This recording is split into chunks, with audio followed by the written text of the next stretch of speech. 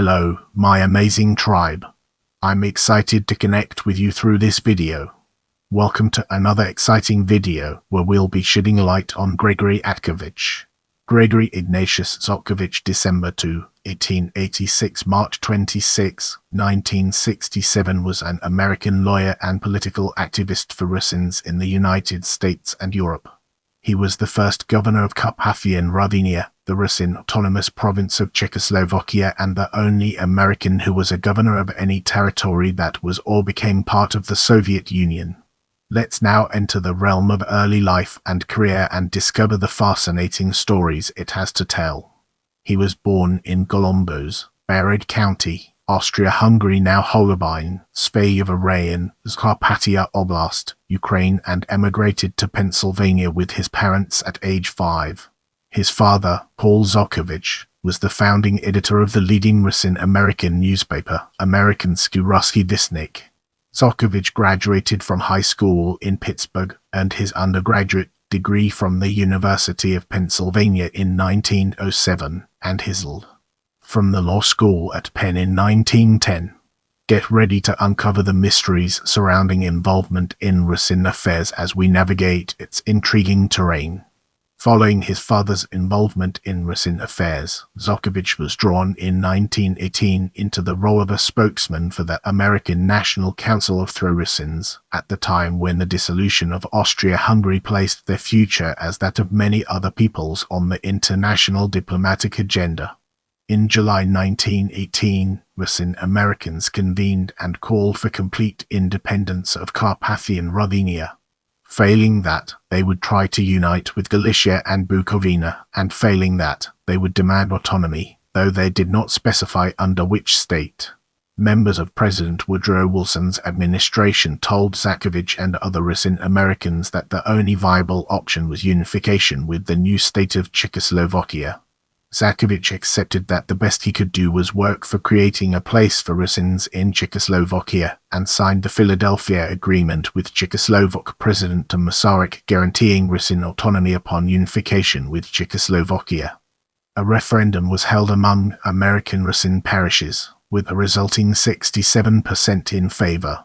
In May 1919, a Central National Council convened under Zhatkovich and voted unanimously to accept the Czechoslovak solution. An assembly held in the territory itself on May 8, 1919 endorsed the decision of the American Rusyn Council to unite with the Czech Slovak nation on the basis of full national autonomy. Zhatkovich was appointed governor of the province by Masaryk on April 20, 1920. He resigned, however, less than a year later, on April 17, 1921, to return to his law practice in Pittsburgh, Pennsylvania. President Wilson and the U.S. Department of State helped Zhatkovich retain his U.S. citizenship while he served as governor of Carpathian Ruthenia. The declared reasons for his resignation were the unkept promises, dissatisfaction with the untruthful borders inside Czechoslovakia, but primarily the fact that Masaryk did not want to grant autonomy to Carpathian Ruthenia. As noted, his tenure is a historical anomaly as the only American citizen ever acting as governor of a province that later became a part of the USSR. Now, let's dig deeper into later career and unveil the hidden treasures it holds within.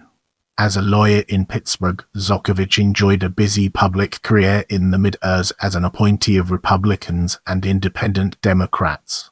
He briefly served as a workmen's compensation referee judge in 1934 and 1936, appointed by successive Pennsylvania Secretaries of Labor and Industry, first Charlotte Carr and subsequently Ralph Moody Basher. He later served as secretary, the equivalent of deputy mayor to Pittsburgh Mayor William North. McNair from May 1936 to September 1936, when McNair appointed him as the city solicitor of Pittsburgh. McNair resigned the following month, however, and McNair's successor Cornelius Scully removed Zhatkovich as city solicitor and replaced him with Frederick Grote. Zhatkovich was one of the founders of the American Slav Congress in 1942, but he resigned in 1944, charging that the organization had been infiltrated by communists. He ran unsuccessfully as the Republican nominee for the U.S. congressional seat held by Democrat Herman Eberharter in 1944.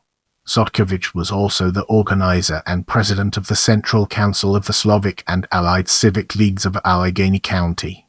He served as the legal advisor to Rev. Basil Takich, the bishop of the Byzantine Catholic Rite Diocese of Pittsburgh. With our curiosity piqued, let's embark on a dedicated exploration of death and its fascinating intricacies.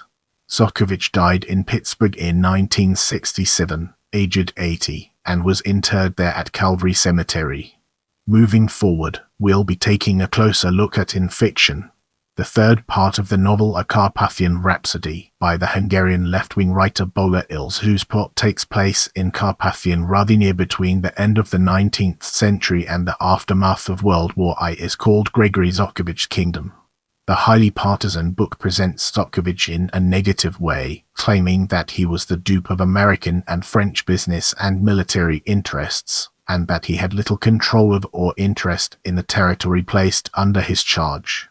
The book also asserts that the imperial interests which placed Zhatkovich in charge were mainly interested in using the territory as a conduit for arms and ammunition to the anti-Soviet Polish forces fighting the Polish-Soviet War of 1920, then going on directly to the north, and that Zhatkovich had to resign after failing to stop local communists from holding strikes as well as repeatedly sabotaging the railway line from Prague, through which the munitions were passing. If you have any suggestions for future videos, feel free to drop them in the comment section.